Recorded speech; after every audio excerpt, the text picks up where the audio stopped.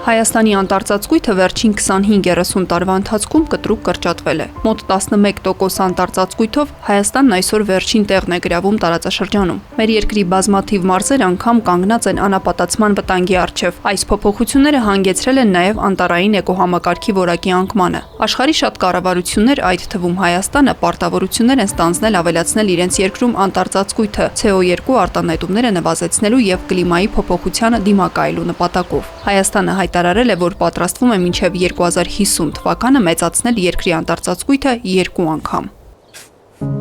Հայաստանում անտառների վերականգնման, անտառտնկման գործում մեծ աշխատանք է անում Իմ Անտառ Հայաստան կազմակերպությունը, որն իր գործունեության 2.5 տարվա ընթացքում արդեն իրականացրել է շուրջ 150 հեկտար տարածքի անտառպատում, տնկելով ավելի քան 385,000 ծառ Լոռու եւ Տավուշի մարզերում։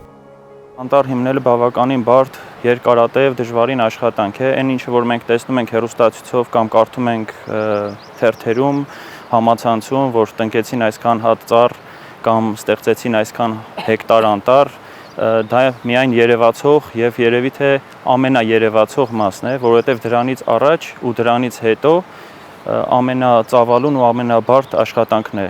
լինում։ Հիմնական խնդիրներից է անտառ ստեղծելու համար գտնել մեծ տարածքներ, որոնք ունեն բավականաչափ խոնավություն սածիլների եւ ծառերի ինքնուրույն եւ կայուն աճի համար։ 2021-ին Իմ Անտառ Հայաստանը ներկայացրել է շրջակա միջավայրի վրա ազդեցության գնահատման հայտ Լոռու մարզի Սարահարթ, Շենավան եւ Արևաշող համայնքներին պատկանող հողատարածքներում անտառ վերականգնման համար։ Ստացել շրջակա միջավայրի նախարարության դրական կարծիքը եւ հանրային լսումներն ավարտել դրական գնահատականով։ Տարածքը տեսնելու համար մենք այցելեցինք Բազումի լեռնաշղթայի հյուսիսային հատված։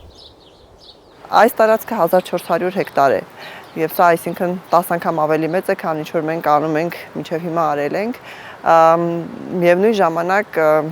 շատ ավելի մեծ արդյունավետություն է լինելու այստեղ աշխատելիս, ինչու, որովհետեւ նույն ջրաշենի կամ շիրակամուտի տարածքներում հողերը բավականին չորային են, այնտեղ մեզ համար իհարկե նպաստավոր են անտառ ստեղծելու համար, սակայն եւ աշխատանքը եւ խնամքը մի քանի անգամ ավելի մեծ դժվարություն է ներկայացնում այնտեղ անտառ ստեղծելու համար։ Ինչը չենք ասի, այստեղ դուք ինքներդ տեսնում եք, ամենուր ջուր է, աղբյուրներ են ամենուր, տարեկան անձրևի քանակը շատ մեծ է եւ դա շատ մեծ նպաստավոր պայմաններ է ստեղծում այստեղ բնականին մոտ անտառ ստանալու համար մի օր։ Civilnet-ի տեղեկություններով նույն տարածքներով հետաքրքրված է նաև Միացյալ Նահանգներում գործող Fremont Gold-ը ներկայացնող հանքարդյունաբերական Հայասա ընկերությունը։ Վերջինս սկսել է շմագի հայտ ներկայացնելու գործընթաց Լոռու մարզում 3 համայնքներին պատկանող հողերի երկրաբանությունն ուսումնասիրելու, ոսկու արդյունահանում իրականացնելու համար։ Այս ընկերությունը նույնպես հանրային լսումներ է արել հարակից գյուղերում։ Գյուղացիներն այս հարցում կարծես միակարծիք են։ Մասնակցել եմ լսումներին, երկու դեպքում էլ եւ անտառը պատման հետ քննարկումներին եւ հանքարդյունաբերության հետ կապված առաջի դեպա հանքարդյունաբերության հետ կապված էս դեմ եմ եղել ոչ միայն ես, այլև համագյուղացիների ճնշող մեծամասնությունը դեմ են եղել։ Հիմնական պատճառը այն է, որ առանց այն էլ մենք այդպես հողային ռեսուրսներով, արոտավայրերով շատ հարուստ չենք, բացի դա էլ մեր ջրային ռեսուրսները հիմնականում այդ ակումբները ջրային այնտեղից են գալիս, Արժե որ հավանականություն շատ մեծ կլներ եւ ընդհանրապես ցամաքելու եւ կամ կեղտոտվելու ջրի ձեռնտու չի գյուղի համար նպատակահարմար ես չեմ համարում։ Այստեղ եթե հանքարդյունաբերություն եղա, քանի փոչամբար է լինելու։ Փոչամբարների ցավոք սրտի այն վատ համբավը կա թունավորում, ընդերքի թունավորում Դրա համար առաջ իշտին էկո հարցերը։ Թե այնտեղ պետությանը ինչ օգուտ կստա, չի ստա, ես չգիտեմ, որն է ձեռնտու, բայց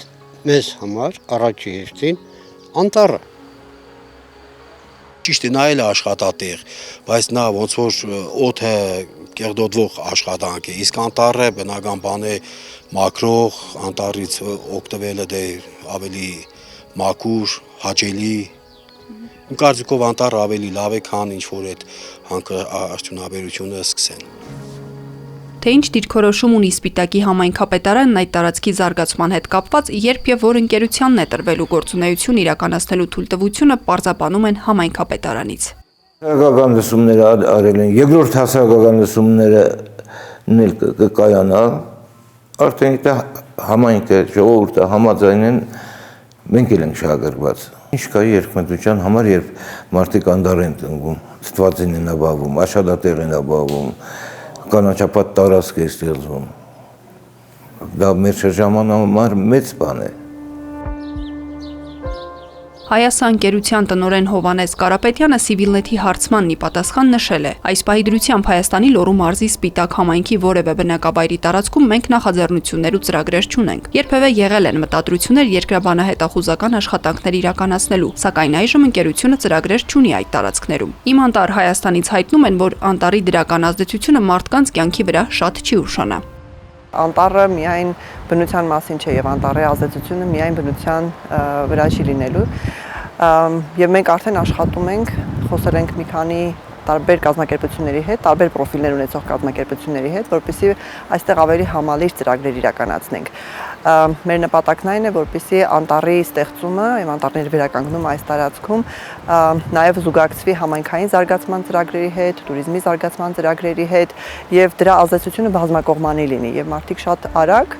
իրենց կյանքում, առօրյայում եւ իրենց տեսանելի ապագայի վրա տեսնեն այն փոփոխությունները, որը գալիս են անտառի ստեղծման հետ միասին։